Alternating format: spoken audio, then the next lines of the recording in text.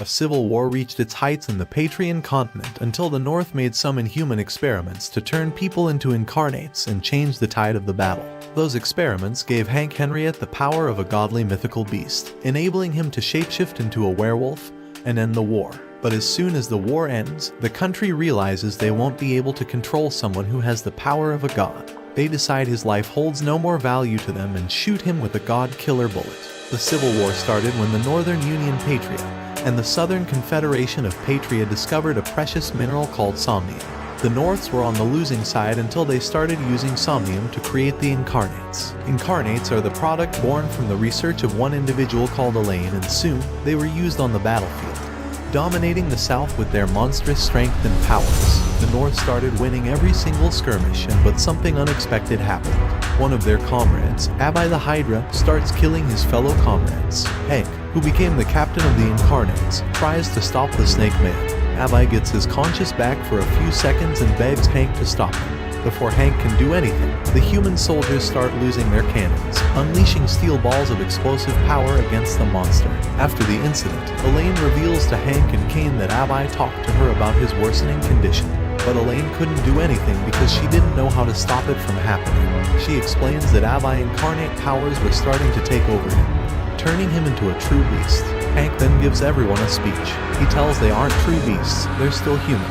He reveals what happened to Abby might also happen to them, and before they completely lose their sanity, they, as incarnates themselves, should be put down by their own.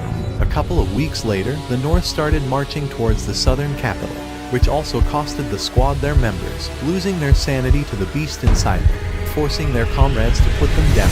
After a long and arduous series of battles, tomorrow, at dawn, they're gonna march to the capital. Hank notices his comrades are losing heart and announces that he's going to ask Elaine out, since pretty much everyone in the squad pushes him to be with her, which surprises the squad, as Hank asks them to celebrate it with him once the war is over. Later that night, Hank visits Elaine and she asks him to talk outside. Elaine reveals to him that the war is already over and that the North and the South's already preparing for the peace treaty, except it doesn't include the Incarnates. Even though they are regarded as gods in the battlefield, many people still fear them.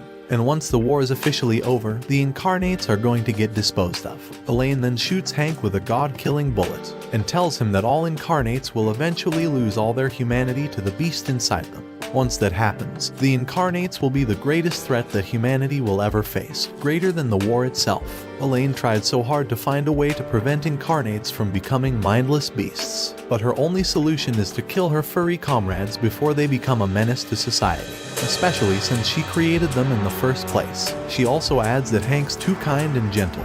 He'll try to stop her, so she has to kill him first before going after the remaining Incarnates. With her is their childhood friend, Kane Madhouse. The two plan to kill the squad tonight, but then something happens. Kane betrays Elaine and shoots her. As Hank's vision fades, he sees Kane laughing before finally losing his consciousness. 2 months later, Hank wakes up in the military hospital. Second Lieutenant Lisa Roomcastle tells him that the war is over, the Incarnate squad disbanded, and most of them became insane and was sent off by Kane to go wherever they wanted. She also tells Hank that Kane and Elaine have been missing since that night. After being betrayed by his childhood friend, Hank goes on a mad quest to slay the remaining Incarnates and find out where Kane is, and so Hank goes hunting, starting with his friend and comrade, Eddie. Eddie tells him that he's a war hero thanks to the power of the Incarnate, but Hank tells him that Incarnates don't have a place in this world, especially if they're going insane and killing people.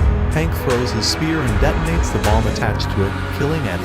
A few days later, Hank visits William Bancroft's town to kill him. William Bancroft returns to his town in his dragon form, although he's been relatively tame compared to Eddie and Abby. Hank has to kill him to prevent him from becoming a threat to the people. While resting in a bar, a girl suddenly bursts into the room and shoots Hank with a rifle. But normal bullets can't easily kill an Incarnate, and so Hank goes after her and takes her away. He interrogates the girl and she reveals that she's John William Bancroft's daughter, Shaw. However, Hank's got someone in mind, Danny, another Incarnate in town, who is his target. He tells Shaw to stay put and goes to confront Danny. Hank faces Danny and tells him of his crimes, which are looting merchants on the roads and pillaging their wagons. Hank asks Danny if he can still remember the oath they swore back then, but Shaw interrupts them and goes between them, trying to stop Hank from killing Danny. Danny transforms into a rhino-like beast and starts attacking Hank, but Hank's already on his shoulders. Hank pierces Danny's chest with his bomb spear, detonating it as soon as he gets off the creature. The bomb explodes, and with Danny's defeat, Hank delivers the final blow. But before he can do that, Danny tells him that he only did that because their town is so poor they couldn't even drink coffee. With his final words heard, Hank shoots him down, finally ending the horrors that merchants experience while traveling roads. Before leaving, Shaw asks him if he's going to kill more of his comrades. Hank answers that they swore an oath. Once someone happens to turn into a beast, they must die. Shaw tries to stop her, but Hank's already made his mind. She then decides to accompany him on his monster hunting quest. A couple of days later, Hank and Shaw arrive in a town that's currently being terrorized by the Minotaur Incarnate. Apparently, the Incarnate creates a fortress made by disassembling the city inhabitants' house, while also telling everyone that the enemy will be coming. There's no better time than now to prepare for war. Lisa informs them that they need to put a stop to the guy, as every citizen will become homeless if he continues to build his fortress. Hank tells Lisa that he's going by nightfall, and once the night arrives, Shaw accompanies him into the fortress entrance. However, while exploring the fortress, Shaw springs a trap, which almost slices her in half, but Hank saves her just in time. She then asks Hank about the Minotaur, and Hank tells her about Theo's backstory. Hank tells Shaw about Theo being a panicky and full of PTSD, which didn't surprise him given how Theo erected such a massive fortress full of traps. Once they reach the entrance, Hank leaves Shaw to face Theo.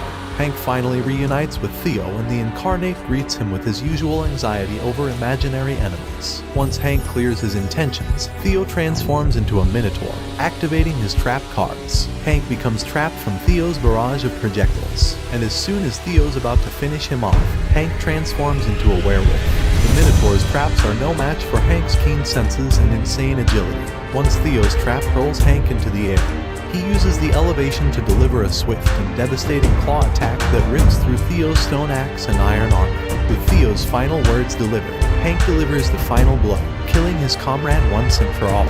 A couple of days later, Hank and Shaw travel by train to another town. But before they can proceed, Lisa stops the train and briefs Hank about another Incarnate. Apparently, a benevolent Incarnate called the Behemoth is on a collision course with the recently built Iron Bridge, a connecting bridge between the North and the South. As soon as he knows the details, Hank tells everyone his plan and waits for the Behemoth to arrive. As soon as the Behemoth arrives, they start firing, which disables the monster. The next morning, the same guys who made the bridge start ranting about the Behemoth taking too long to be killed. Shaw also tries to convince Hank not to kill the Behemoth, but then explosions occurred later that night, which enraged the Behemoth up. Hank transforms into werewolf again to stop the raging Incarnate. After a series of attacks, they manage to blow the monster's guts out and trap it. However, the monster still moves, walking as fast as it could toward the bridge, and then an area collapses from the cliff's edges, revealing the view of the ocean. Apparently, Artie's just a man of few words but longed to see the ocean. As soon as the monster sees the ocean with his own eyes, it falls. A couple of days later, the group arrives in another town being terrorized by another Incarnate. The next day, the group sees the victims of another attack, and one of the kids confesses that he saw what happened last night. Lisa tries to interrogate the kid, but he runs off. Shaw tries to talk to the kid but ends up getting targeted by the Incarnate gargoyle. Once again, Hank arrives just in time to save her. The gargoyle tries to tell Hank that what he's doing is pretty much justice, but a little bit more bloodier than usual. Hank doesn't accept this and the two square off, forcing the gargoyle to flee. Later that night, Hank confronts the gargoyle once again to end him, but the gargoyle shoots him with a godkiller bullet. Hank reverts back to his human form. As soon as Shaw and the kid are about to get absolutely murdered, Hank removes the bullet by force and charges toward the gargoyle, piercing through its chest, killing it. However, Kane arrives and kidnaps Shaw. He tells that Hank must attend their invitation where Shaw will get an Elaine treatment. Hank attends the party, only to end up getting surrounded by Incarnates. The attendees are all nobles and royals from all over the country sympathizing with Kane's cause, but they get turned into a bloody soup as the Incarnates go on a killing spree, murdering everyone. Hank tries to fight off the Incarnates, but he's simply outnumbered. Luckily, a group of soldiers arrive and start shooting the Incarnates. One of the soldiers fires off a cannon at Kane, making a hole in his chest. Hank sees this and harpoons Kane right on the face, detonating the bomb afterward. But Kane's powers fully heals him back up. He then shoots Shaw down, triggering Hank's memories of losing Elaine, his loved one, Those memories make him transform into a giant white wolf, ravaging the town. He then goes missing after literally turning Whitekirch into a mess. A few weeks later, Hank finds himself aimlessly traveling into the frozen mountains somewhere in Patria. After walking a little bit, Hank gets attacked by another incarnate, a werewolf just like him. The werewolf asks him why he declined Kane's proposal and keeps pressuring him to transform into his real form. However, Hank's too weak to do anything, especially after transforming into a massive train wreck. He tries to flee, but the incarnate can smell him from afar.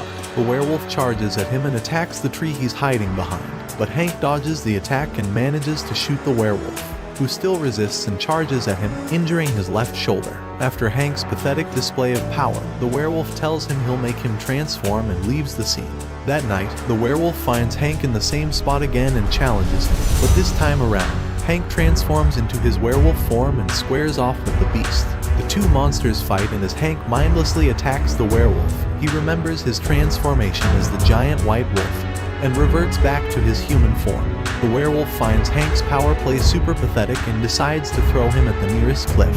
He then keeps on stomping Hank's bulky chest, but the same soldiers from the Whitekirch saves Hank. However, Hank falls as the cliff starts to collapse. Hank wakes up on Shaw's lap and she tells him that she went back to her hometown. Shaw tells her that her father, whom Hank previously shot dead, reanimated as a zombified incarnate, so she killed him. After killing her dad, Shaw informs him that somehow she understands why Hank is killing incarnates. Hank talks about his worries and she comforts him. Hank asks Shaw that although they might turn into monsters someday, him included, she shouldn't forget about them. They're still humans and desire to live as one. Hank leaves and sets out to finally kill his friend and comrade, his werewolf in arms. But the wolf's howl pierces Hank's ears, deafening him from his mission. Shaw arrives and shoots the pesky beast, giving Hank the opening he needs to transform back into his werewolf form. The furries fight once again, and with Hank's final blow, another incarnate is laid to rest. A few weeks prior to the final battle, Kane, a couple of remaining incarnates, and their loyalists established the country of New Patria, a separate state where incarnates are pretty much the Olympian gods. With this new threat, the North established a task force to track down Kane and end his madhouse of atrocities. Hank joins this group of soldiers specializing in incarnate extermination. With a little help from Shaw and Lisa, the battalion marches into the fortress and they're immediately greeted with arrows from the centaur incarnate, Miles. Hank transforms into his werewolf form to apprehend Miles, luring him into a trap. But Miles stands up and heals his bullet wounds, quickly fleeing the scene while the soldiers rain bullets on him. The next day, the army readies themselves to start digging trenches. Later, the trench commander signals the attack, and waves upon waves of northern soldiers rush to the fortress to eat iron balls, which is led by Hank. Although the Northmen manage to get to the fortress foot, Miles ambushes them from behind and starts free-firing his arrows, killing the northern soldiers left and right. Miles tries to lure the soldiers away from the main army, but he's heading to a trap. The soldiers trips the centaur and he gets jumped by Hank, who pierces Miles's chest and fires a flare, signaling the commander to bomb his location. Although Miles manages to regrow his limbs, the area suddenly gets covered by pink mist. It was Abai's poison. Hank ends Miles' condition, thus preventing the incarnate from forcing around. But before they can do anything, Kane shows himself and blasts every soldier's heads. Hank senses this and throws his harpoon at Kane, destroying his right arm. He then fires a shot, but Kane turns into mist, only to reappear again. Kane reveals to him that he built a new empire for everyone, for humans and beasts, an utopia where everyone can live in harmony. He tells Hank that humans are deranged creatures and incarnates are born from it. Seeing his friend lost his mind already, Hank transforms into his werewolf form and starts attacking Kane, who has God mode on. Kane creates multiple clones and uses them to attack and wound Hank. The sun shines and Hank turns back into his human form, but Shaw appears and reminds him he's still a human, not a monster, and he still has to fulfill his oath. Seeing Shaw makes Kane memories and rage to kick in, because Elaine loved Hank instead of him. He unleashes his final form and starts going after Shaw, but Hank blocks his attack, megaphones him away, and gives him a nice knuckle sandwich breakfast. After seeing the Irish flag flying over their fortress, Kane flees the scene. With the new threat coming from the west, Hank and Shaw departs on an adventure to find out the magical beasts and kill them before they turn the entire continent into a